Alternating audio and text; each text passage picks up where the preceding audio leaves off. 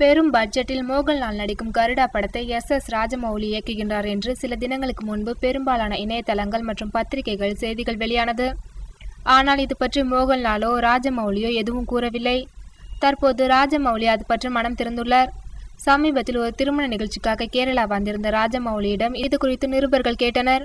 அதற்கு பதிலளித்த ராஜமௌலி, கேரளா எனக்கு பிடிக்கும். இந்த மாதிரி பிரமாதமான லொகேஷன்களை பார்க்க முடியாது.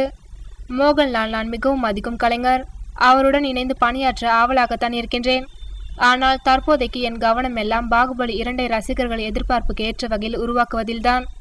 கருடா படம் பற்றி எனக்கு எதுவுமே தெரியாது. அப்படி ஒரு செய்தியை நான் ஊடகங்களில் தான் படித்தேன். எல்லாம் வேறு வதந்திதான் என்றார். பாகுபலி 3ஆம் பாகம் உண்டா என்ற கேள்விக்கு அவர் நேரடியாக பதில் கூறவில்லை. அதே சமயம் மறுப்பும் தெரிவிக்கவில்லை.